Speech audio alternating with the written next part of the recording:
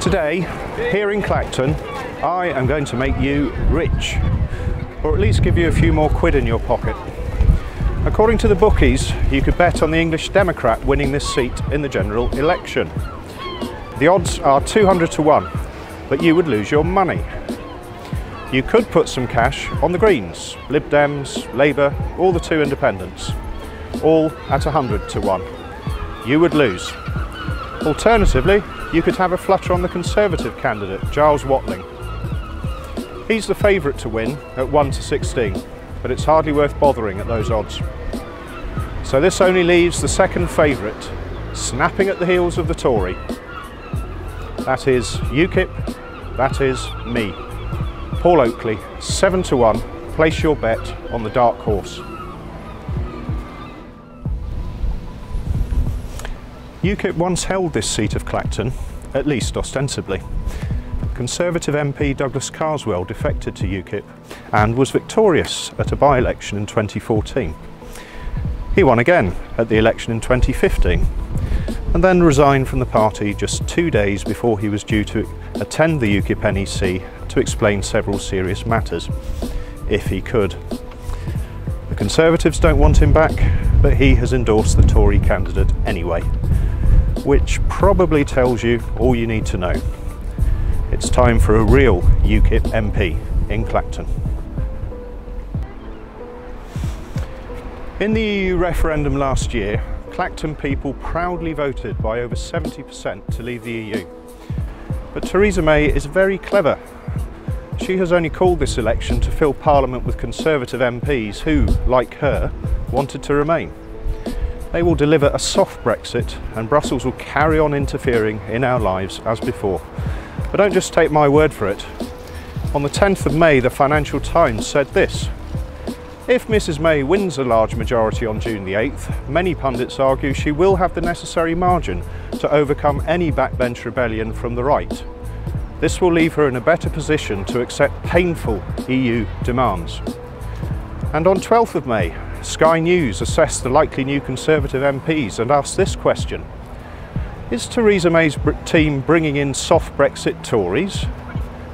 But surely the Conservatives would at least have a strong Leave candidate and a strong Leave seat like Clacton. Oh, you would think so. But their choice for this seat, Mr Giles Watling, said this in the Gazette on the 2nd of May. I voted Remain in the referendum. But just 16 days later, on the 18th of May, in that same paper, Mr Watling had shifted his position.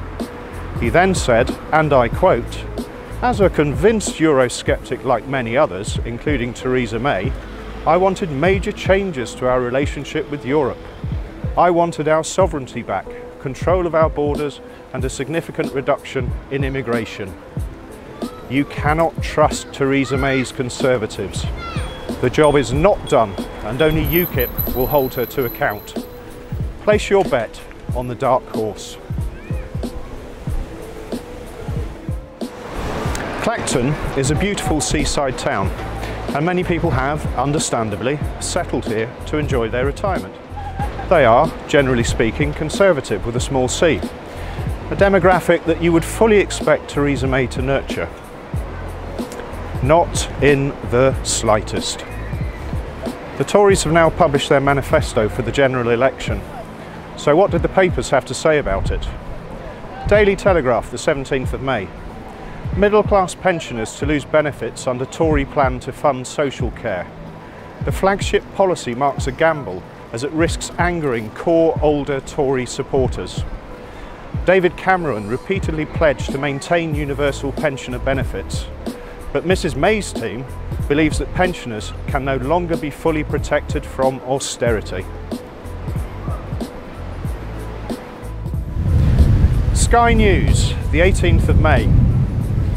For the first time, those who receive care in their own homes will have the value of their property included in their assets, dragging in tens of thousands more families to pay for social care.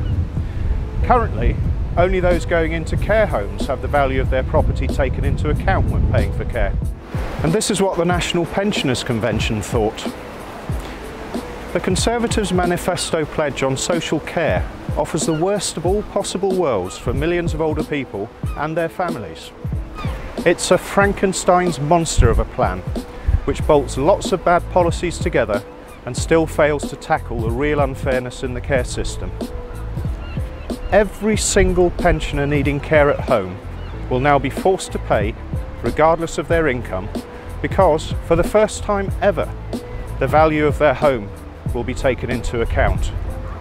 You would almost think that here in Clacton, the Conservatives were deliberately wanting to lose. Place your bet on the dark horse. Theresa May probably has.